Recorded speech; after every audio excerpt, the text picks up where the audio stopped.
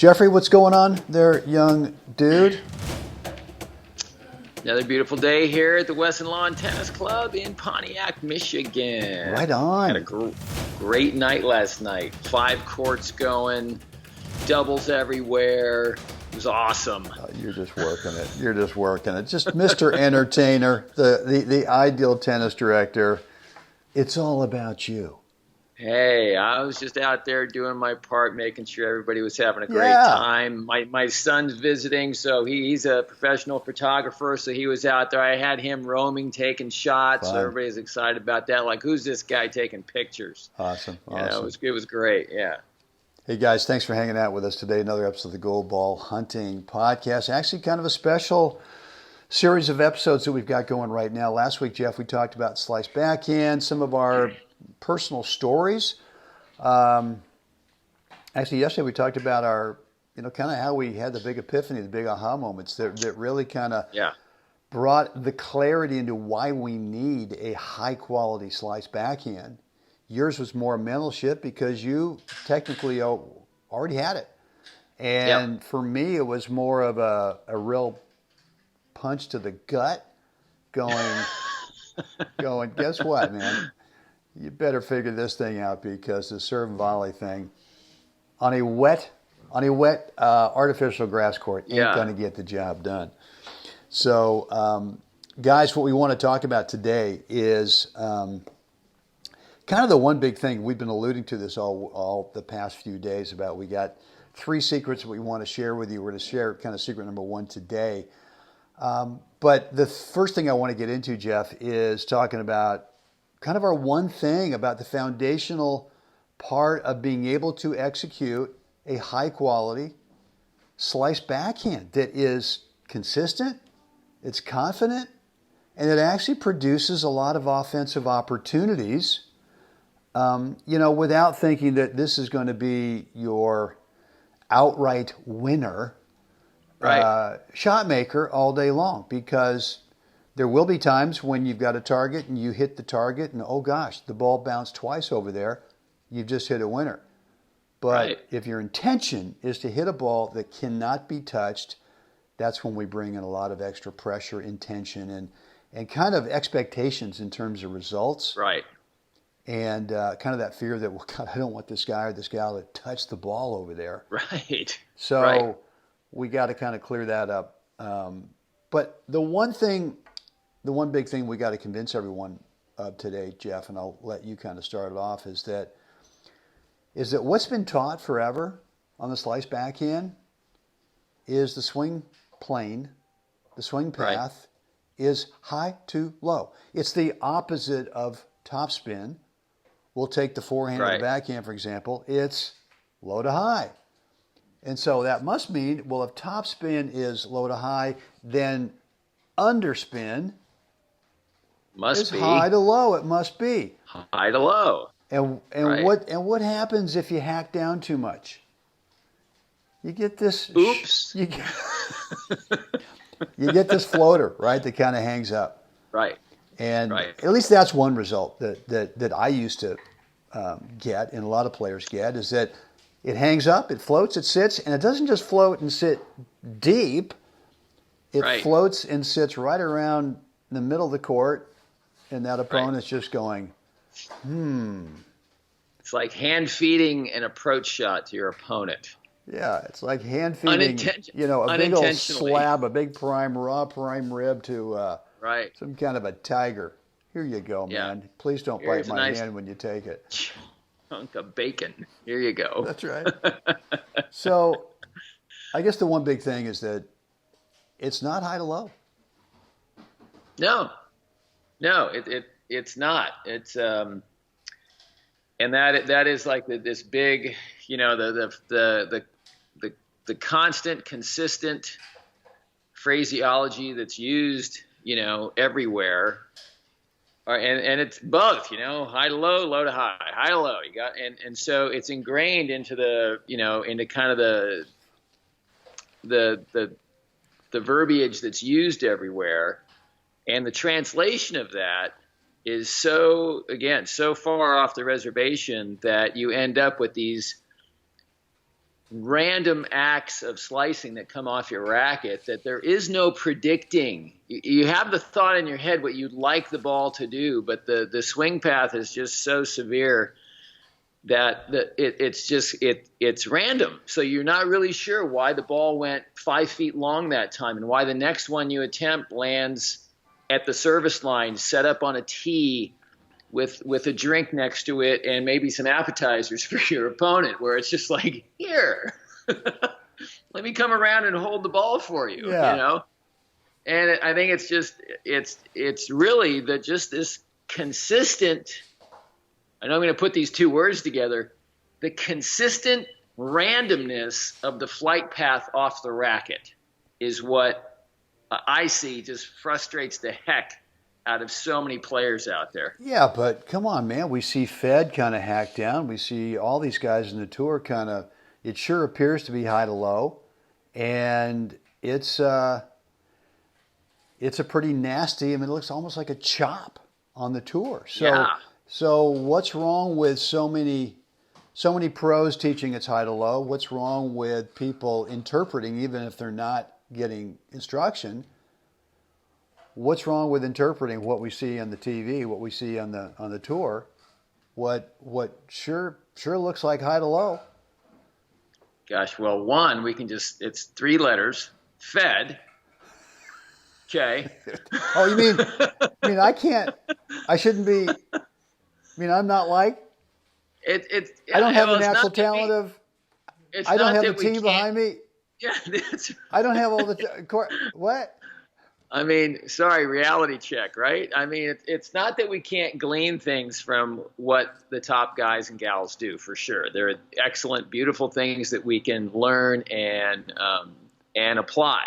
However, we're also not dealing with the same type of ball that they're dealing with, which is coming in on a different path and coming up off the court much more severely on a different flight path. So to translate those two things and then apply it to, senior tennis in the 50s, 55s, 65s, 70s and on up, and into, 3-5, league tennis. Right. Again, I think is so far off the reservation that I'm doing it, but this ball is just not reacting the way I'm hoping it would the way I see it in my head. And I think it's an application of a methodology that that you and I both just doesn't apply. Yeah, it just does not apply. Yeah. Well, look, I think anyone watching this on YouTube or anyone listening on the audio platforms, if they really think about it, will agree that trying to copy what the guys in the tour do, and especially the top players, is obviously not realistic for the rest of us. Right. And you did say there are some little tiny things that we can pick apart. But I'll tell you this, on the slice backhand, the high to low swing path requires unbelievable timing against a tennis ball that we never ever see the likes of that pace. We never see the revolutions of the spin. We never see the severity of the bounce coming off the court. And so, and so for the rest of us, the high to low thing does not work. I mean, we can actually hit it, we can actually do it and play it back. But like you said, I think the most important word you said there was randomness, is that it's so hard to control that shot, even if the ball's not nasty coming in, even if it's just kind of a neutral ball kind of sitting there for you, the high to low thing is just as we were talking about before we hit the recording. You were saying it's like the landscaping rainbird thing of it's just all over the map, right? You don't really know. I mean, we got a great student out there. We got a guy, Keith, who one of our online students who had been trying forever to develop, and he must have hit how many balls off that ball machine for how many weeks, for how many months, maybe years of thinking his interpretation, and we didn't want to, embarrass him too much and say, well, who taught you this crap? Right. I'm sorry. But we just said, look, it's our first blush is that, look, man, your setup is so high that there's nothing you can do from that setup except go straight down, and even not even straight down, maybe even like at a 45-degree angle, and his big frustration, and this is a guy who's a 4-5 player, he's solid. Right. But his frustration was the randomness of the results that he got. Right. And look, we all have a target, right? We all have, or I should say an intention of what we want to do with this next shot. And that's where I think the big frustration is that you intend to do something. It feels like you've done all the right things technically. And the next thing you know is, what? That's not, what? I hit that ball 5 feet deep? Right. What? I hit that ball actually going down into the net? Right. And it was the same, and you got the same ball. You get the same ball 3 times in a row, and the ball comes off your racket 3 randomly different flight patterns. That's exactly right. And and it's just a recipe for frustration and obviously zero confidence when you can't produce the same flight path. And that's really what we're trying to get at here is the consistency of your strokes, the consistency of your rally ball, right? There has to be a baseline ball that becomes your rally ball, right? That the consistent flight path of that ball off your strings, and everything else then is grown off of that. Well, so look, this is just like this thing that the swing path that just doesn't get you to that result. Yeah, right. It just doesn't get you there. Yeah. Well, look, and why not be able to add another layer of offensiveness to it? It's one thing to be able to say, hey, man, I can play this backhand slice all day long, but why not be able to go from a high to low swing path to more of a linear swing path to where you get what you just said. You get this confidence because you're consistent. You can you know when the ball's over there that you're going to be able to not miss, number one, but number two, that you're going to be able to inflict a little pain. Right. Because your swing path now is in the right alignment to not only be consistent, but to create a little bit of skid over there. It doesn't matter what surface you're playing on. I mean, clay, the ball wants, depending on what you do, the ball wants to skid. Grass doesn't want to skid. Oh, my word. Oh, my goodness. Did that ball not bounce? Okay. Hard court, same deal. How'd you make that ball just hit the court and just roll, Jeff? Yeah. Well, look, I mean, I said yesterday, I was sharing my story about Perth yesterday, and really when I came back, realized, look, I got to be able to start developing a baseline game. It became painfully obvious to me when I first did it that my backhand was I was trying to top. I was thinking, well, my rally ball has to be a topper. By the end of the first set, ouch. Ow, my arm kind of hurts. I mean, and my shoulder, the whole thing. Boatload of work. Right. It's just like I'm digging deeper and deeper. So then I decided to go the slice, but I was going with the high to low swing path in the slice. I can't remember why either. I just sort of interpreted it that way, and it made sense. Tops, low to high. Well, boom, this has got to be high to low, and I was hacking the ball. I mean, once in a while, maybe 1 out of 8 or 9, maybe 10 shots. Boy, that one worked out. But I just knew I could not sustain the quality, and I didn't know why. I didn't know why. And, and eventually I started studying, the guys in my age group who had just insanely accurate and nasty slice backhands. I mean, Larry Turville comes to mind. Right. I mean, this guy, he makes it look like, just like butter. I mean, it's ridiculous, right? And and he can, I swear to you, Jeff, he can put the ball on a dime over there. And it's a thing of beauty. But what I got from him is that it really wasn't a big, severe high to low. It was really more of kind of a linear swing path.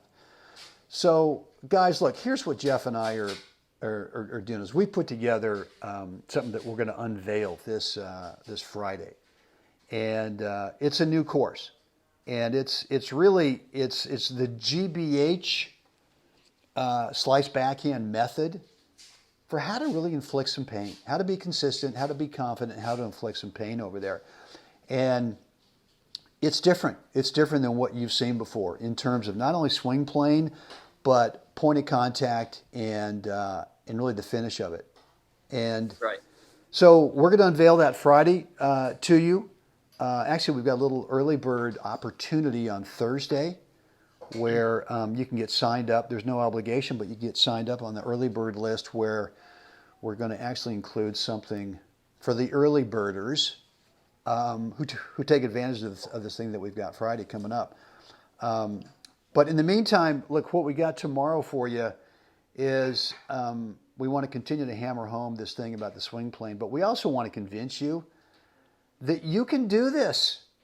This is not just, 10-time gold baller, 2-time silver baller, multiple doubles, singles, Northern California, dude next to me here, and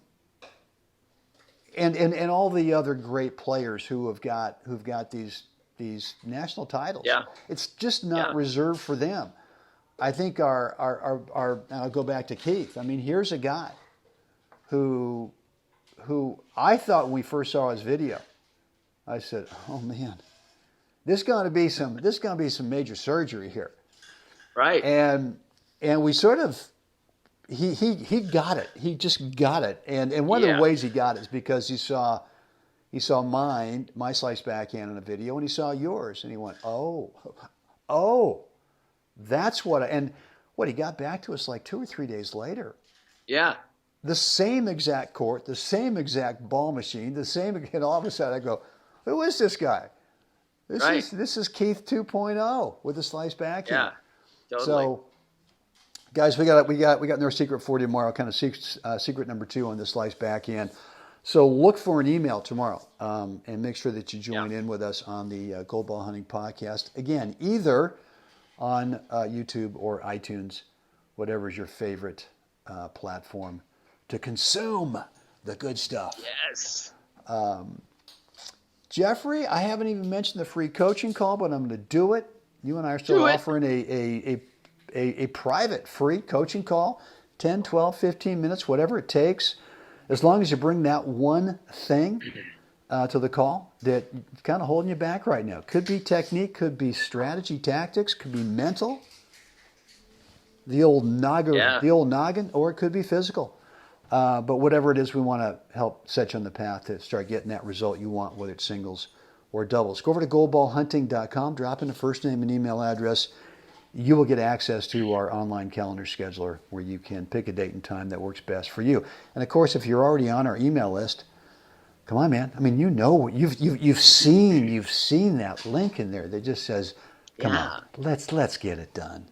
Don't be shy. Don't be shy. We're nice guys. We're not gonna make it painful for you." So click the link, get scheduled, and let's jump on that call. In the meantime, Jeff, what do we want the fine folks to do right now? Like us, share us, please subscribe.